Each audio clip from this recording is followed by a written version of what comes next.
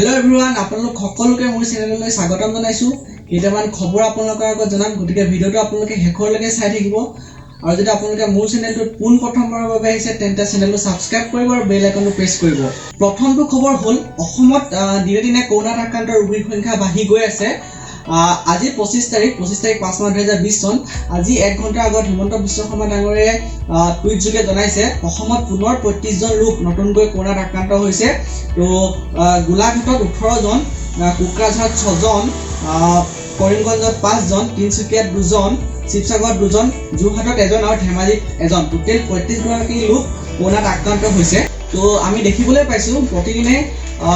অসমত কৰোনা আক্ৰান্ত ৰোগীৰ সংখ্যা বাঢ়ি গৈ আছে যেহেতু অসমৰ বাহিৰৰ পৰা বহু লোক বৰ্তমান আহিছে যিখিনি লোক অসমৰ বহিৰাজ্যত আছিল সেই সকলো লোক অসমত আহিছে তো তেওঁলোকৰ দেহতে বিশেষকৈ কৰোনা পোৱা গৈছে তো আমি তথাপিও আমি সকলোৱে সজাগ হৈ থকাটো অতি গুৰুত্বপূৰ্ণ আৰু বৰ্তমান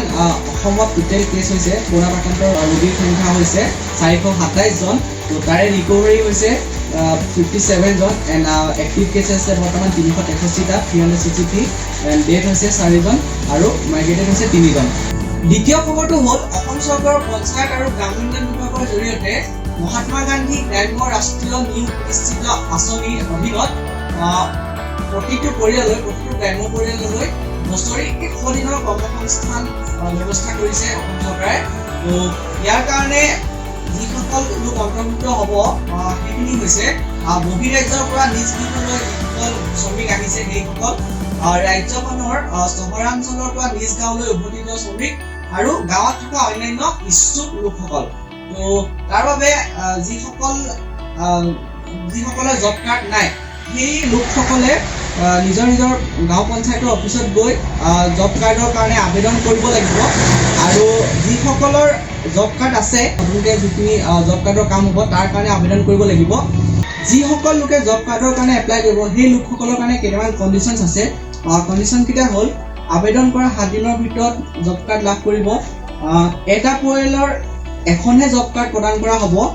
পৰিয়ালৰ প্ৰতিজন ইচ্ছুক প্ৰাপ্তবয়স্ক ব্যক্তিৰ নাম এই জব কাৰ্ডত সন্নিৱিষ্ট কৰিব পাৰিব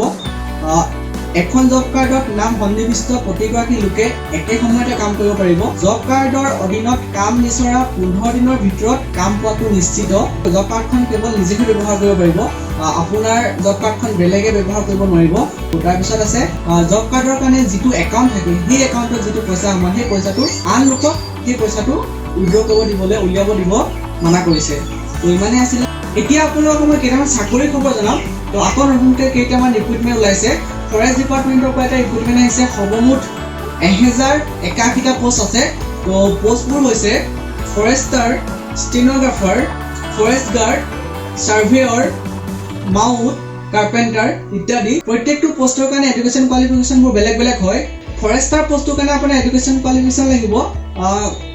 যিকোনো ষ্ট্ৰীমৰ পৰা আপুনি গ্ৰেজুৱেট হ'ব লাগিব ষ্টেনোগ্ৰাফাৰ পোষ্টৰ কাৰণে আপুনি যিকোনো ষ্ট্ৰীমৰ পৰা গ্ৰেজুৱেট হ'ব লাগিব উইথ ষ্টেনোগ্ৰাফাৰ ট্ৰেডটোত আপোনাৰ চাৰ্টিফিকেট থাকিব লাগিব ফৰেষ্ট গাৰ্ড পোষ্টৰ কাৰণে আপোনাৰ এডুকেশ্যন কোৱালিফিকেশ্যন লাগিব হাই ছেকেণ্ডেৰী পাছ ছাৰ্ভেয়ৰ পোষ্টৰ কাৰণে আপোনাৰ এডুকেশ্যন কোৱালিফিকেশ্যন লাগিব SSLC পাছ প্লাছ ড্ৰাফটমেনশ্বিপত আপোনাৰ চাৰ্টিফিকেট থাকিব লাগিব মাউথৰ কাৰণে আপোনাৰ এডুকেশ্যন কোৱালিফিকেশ্যন লাগিব class 8 pass plus must have minimum 3 years experience in elephant upkeeping আপুনি 3 বছৰ এলিফেণ্ট ৰখা এলিফেণ্ট ৰাইডিং কৰা আপোনাৰ এক্সপিৰিয়েঞ্চ লাগিব আৰু কাৰ্পেণ্টাৰ পোষ্টৰ কাৰণে এডুকেশ্যন কোৱালিফিকেশ্যন লাগিব SSLC পাছ প্লাছ কাৰ্পেণ্টাৰ ট্ৰেডটোত আপোনাৰ চাৰ্টিফিকেট থকা হ'ব লাগিব নেক্সট ড্ৰাইভাৰ পোষ্টৰ কাৰণে আপোনাৰ মেট্ৰিক পাছ লাগিব প্লাছ 4 হুইলাৰ ড্ৰাইভিং লাইচেঞ্চ থাকিব লাগিব ভেলিড ড্ৰাইভিং লাইচেঞ্চ থাকিব লাগিব তো সবিশেষ ডিটেইলছ ডেছক্ৰিপশ্যনত লিংক দিয়া আছে তাৰ পৰা আপোনালোকে ভালদৰে চাই ল'ব নেক্সট আৰু এটা ৰিক্ৰুটমেণ্ট আহিছে ডেপুটি কমিশ্যনাৰ বৰপেটাৰ পৰা তো সৰ্বমুঠ 27টা পোষ্ট আছে জুনিয়ৰ এছিষ্টেণ্টৰ ইয়াৰ এপ্লাই লাষ্ট ডেট হৈছে 5 তাৰিখ 6 মাহ 2020 চন ইয়াৰ কাৰণে আপোনাৰ এডুকেশ্যন কোৱালিফিকেশ্যন লাগিব graduate in any stream and 6 month diploma in computer application আৰু আপুনি Excel PowerPoint DTP English and Assamese ইত্যাদি এইবোৰ আপুনি জানিব লাগিব তো ইয়াৰ সবিশেষ ডিটেইলছ মই ডেছক্ৰিপশ্যনত লিংক দিয়া আছে তাৰ পৰা চাই ল'ব তো আজিলৈ ইমানেই ভিডিঅ'টো চাই যদি ভাল পালে তেন্তে এটা লাইক কৰিব শ্বেয়াৰ কৰিব আৰু যদি মই আপোনালোকৰ আগত এনেধৰণৰ ভিডিঅ' দি যাব পাৰোঁ তাৰ বাবে মোক অলপ ছাপোৰ্ট কৰিব ধন্যবাদ